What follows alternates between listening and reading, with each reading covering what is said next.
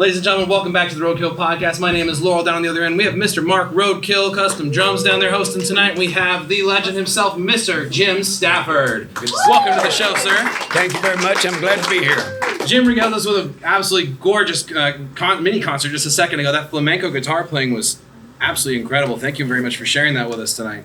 Well, yeah. Well, it was more complicated than that because I was scared shitless. You didn't look it. Well, it'd been a while, and so it was challenging. But I got to tell you, I'm so impressed with this place and the people that I've met, and the comics that I've seen, and the comic that was up earlier. These people are really good, aren't they? They're really good at what they're doing. They don't get up and waste your time. They're in it. Yeah. That's exciting. We're all trying to be professionals. And so actually, from a bunch of aspiring professionals to a professional himself, we'd love to know, where'd you get started? What was probably the most enlightening thing about your journey into music and comedy yourself? Well, I started playing like the lounge and Holiday Inn and stuff like that. And all the time I was playing in these little clubs and moose clubs, anything I could get my hands on. I kept writing. I kept trying to write, and so lucky for me, I wrote a little song called "Spiders and Snakes." We got to hear that earlier. Yeah, I did. Yeah, and that opened a lot of doors. And because it was quite successful, and I was able to move out to L.A.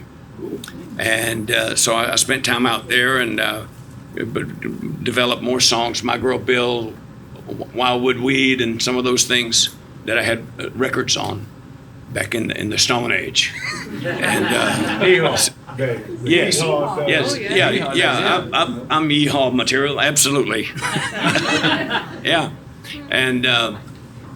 I've done that show several times, as a matter of fact. Yeah, I like it. Anyhow, what was I talking about? We're talking about you moving out to L.A. and That's right. I got you sidetracked with hee-haw. Yeah, it's okay. It was okay for what it was, It's a lot better now that I got older enough to realize what was going on in the show, because when I watched it 5 years old, yeah, I didn't understand it. Now the jokes make sense. Yeah, it's kind of hot dang stuff, you know. Can't believe it But was on fun. TV. Yeah. Oh yeah. It was. Yeah. All that stuff was very. It all came out. It reminded me so much of the old time Grand Ole Opry type stuff. Yeah. You know, the old Grand Ole Opry stuff. Yeah, a lot of fun, and nice people, creative people. We've had people from Winter Haven do quite well, and Auburndale as well. Bobby Braddock is from Auburndale, and he wrote a little ditty called "He Stopped Loving Her Today," and he's a local guy, and there was a number of other people that have had successes from this little town. We have several. Yeah. What's a guy from Boston who lives in Auburndale? Yeah, Fran. There's a lot of that? ripe and raw the bass talent player here. from Boston. Boston. Fran. Yeah. Oh yeah, Yeah. That's right. Got But- to meet him one time. Yeah, no, you're not kidding. There's this whole part of Florida, Winter Haven, Polk County is just ripe and rich with so much talent as we've seen tonight so far. And there's just, it's a powder keg waiting to go off with all these talent. Well, we've been talking about it. It's not just music. It's comedy. It's arts. It's such a well-rounded place for such a redneck thing. And you know. This is Polk County. I mean, it's like we should have Grady on here too, because it's Brady Judd? Oh gosh, he's a mess, isn't he? I met him like 25 years ago. We talked on a previous podcast. I moved all the way out here from Hawaii, coming up on a year and a half ago now. And everybody's like, "Oh, you're moving up to Florida? What part?" And I was like, I think we're moving into the Polk County area. It's where my in-laws live at." And everybody's coming, "Oh, with the sheriff guy?" And I was like, "Dang right." Jim tried to impress me one time by telling me, "Yeah, I've got Grady's number. I've got it." And I'm like, "Yeah, is it still 911?"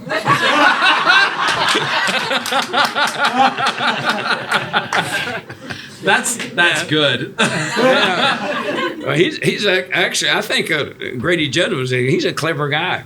You sit around talking to him, he's got lots of stories. And you know the most dangerous place in Polk County? What's that? Between Grady and a Bay News 9 camera.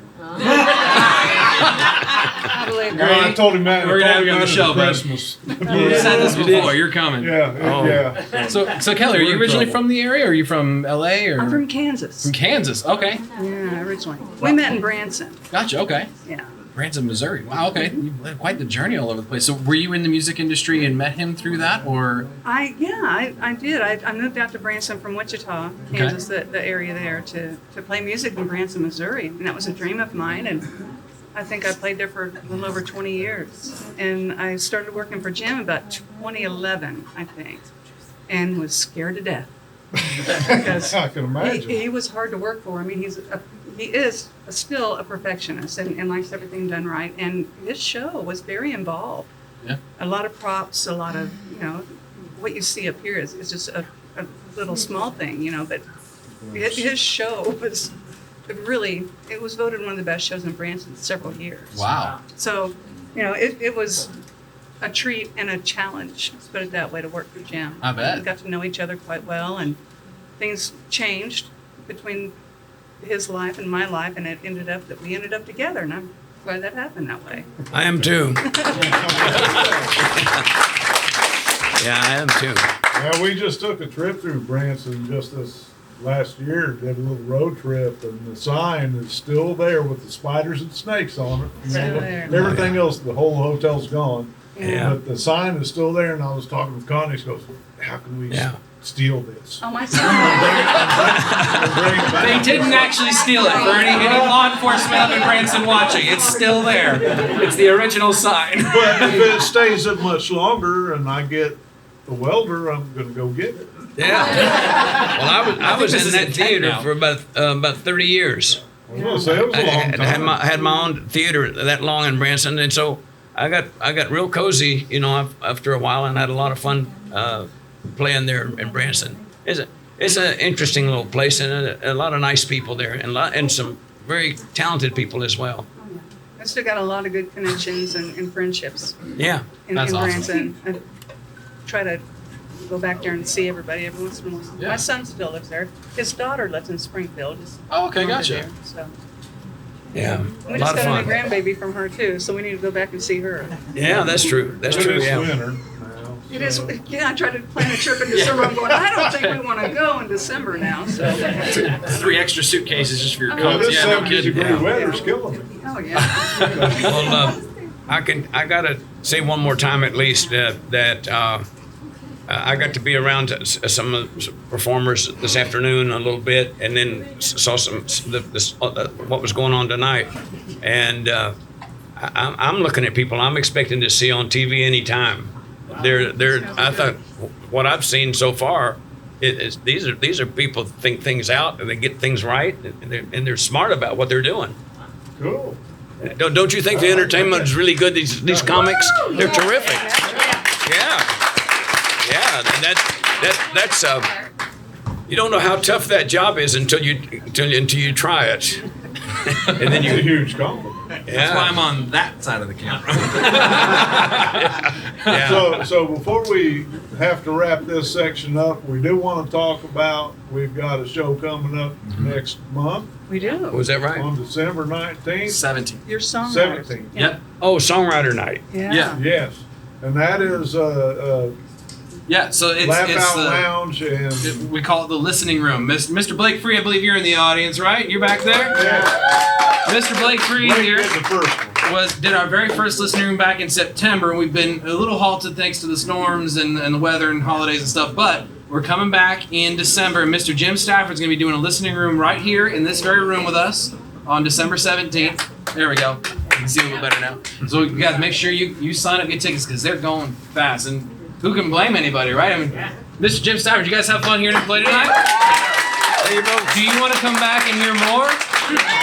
Sign up, get some tickets December 17th and get to know Jim on a personal level at the Listening Room. He'll showcase a lot of his songs, tell some of the stories behind it, and really show it, like bring us into the world of Mr. Jim Stafford. Does that sound good, sir? It sounds just fine to me. All right.